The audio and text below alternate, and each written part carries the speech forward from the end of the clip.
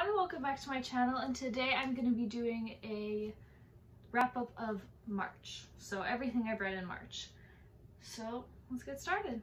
So the first book I read in March was Serpent and Dove by Shelby Mahurin. Shelby something. So I rated this one a 4 out of 5 on Goodreads. I really enjoyed it. I thought I was on the fence about it because it's such a hyped up book on like Book Talk and stuff, and I didn't love it as much as the hype was, but I still really enjoyed it. Then I read Blood and Honey, the second book in the Serpent and Dove series.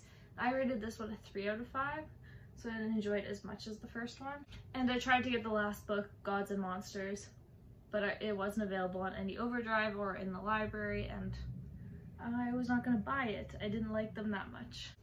So then the next one, which one is the third book I read, was Furyborn. I did a book talk on this, so if you want to check it out on my channel. I rated it a 4 out of 5. So I really enjoyed this one, and if you want to hear more in depth about my thoughts, you can go to the book talk. The second one in the Furyborn series, which is Kingsbane. This one I also rated a 4 out of 5.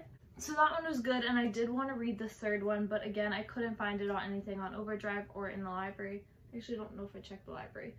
But The Lightbringer's the third one, so I definitely want to read that one. The next one I also got from the public library, so I don't have it with me, but it's The Queen's Assassin by Melissa De La Cruz. I rated it a 4 out of 5. So this one was good, and I did want to read the second one, but the second one just came out that month.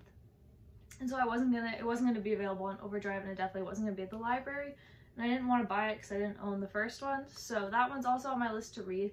I've started a lot of series this month that I haven't finished because they're just coming out with newer books, which I kind of hate. I like to just read it all in one because then I kind of forget all the details, but what can you do? The next book I read in March was Ballad of Songbirds and Snakes.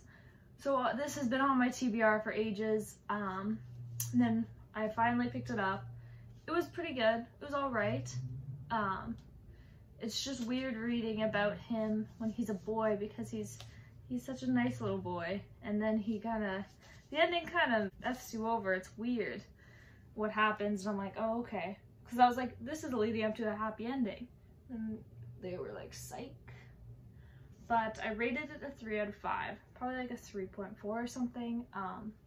Obviously doesn't live up to the Hunger Games, but it was still good writing, so. So the next book I also got at the library this month was Cursed by Thomas Wheeler, I believe, and Frank Miller.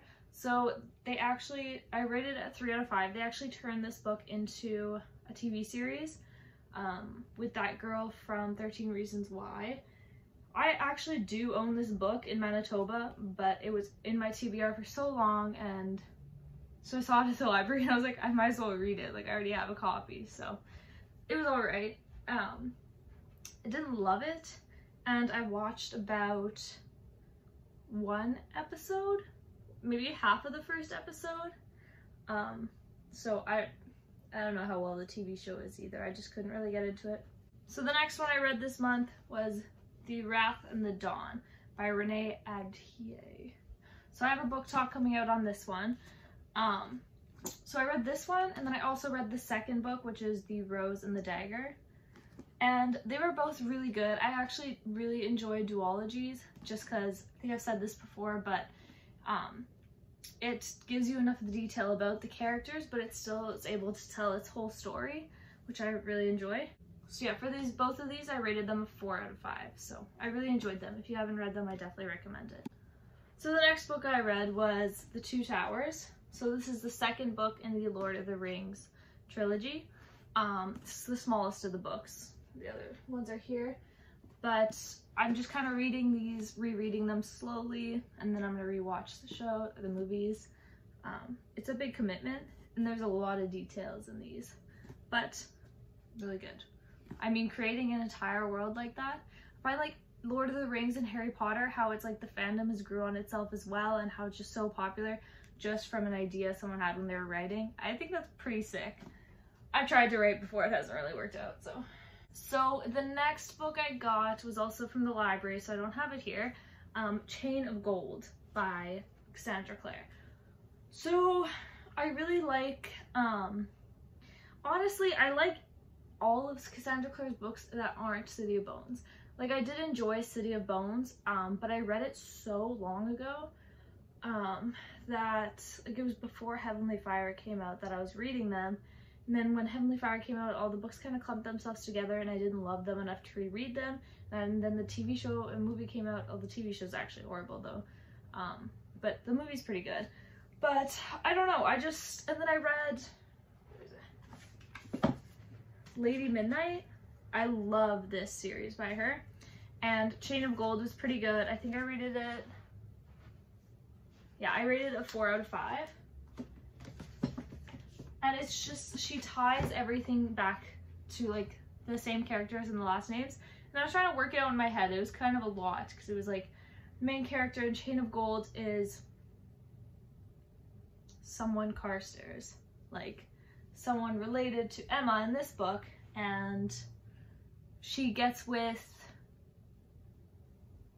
oh my lord, there's Blackthorns in it, and then I was trying to remember the names in both. I'm like, and then Kit's in it, yeah, because oh, that must have happened later. Then I was trying to work out the timeline. I should have just searched it up, honestly, because like Emma Carstairs, they find Kit as he's a boy and then his dad dies, and then in Chain of Gold, Kit is training with the family. I forget which family. What's her name? Anyway, it was good. I really enjoyed it. I want to read the second one, so. And then the next ones, the last 3 I read this month. Getting prepared for the TV show. Oh, these are the wrong ones. Here we go. Ta-da! Nope, it makes sense if they're this way. Yep. So, oh shoot. The Grishaverse trilogy. Okay, yeah, so I actually had read this in November when I first got it. And then I heard the TV show was coming out, which it was on the book, I realize now. So I don't know why I didn't wait. And then so I reread all of them, although these 2 were for the first time. So I just finished that one today, actually. And they were really good. I enjoyed them. They're good. I don't 100% love them. But since it's a TV show coming up, I'm always excited for the book to screen adaptations. So I'm all there for it. And next on my list to read will be these beauties, because they are also the TV show. So I have those 3, then I read these 2, and then King of Scars is the last one, which it jumps back. I was reading the order today. It's like the Shadow and Bone. I really liked Nikolai in it, and he's the king now, and then it jumps here, which is different people, different time, and then it jumps back to Nikolai and King of Scars, but you're supposed to read these before that. So that's kind of weird, but I don't care. I'm still gonna do it the right way. So speaking of book to movie adaptations, if you haven't read A Court of Thorns and Roses, it's coming out on Hulu as a TV show, and I am beyond excited. That is one of my favorite series. If you haven't read it, by Sarah J Maas, go read it, because you need to. Can't recommend it enough. So this month I read these, plus that one, that one, that one, that one, that one. 14 books this month. So that's pretty good.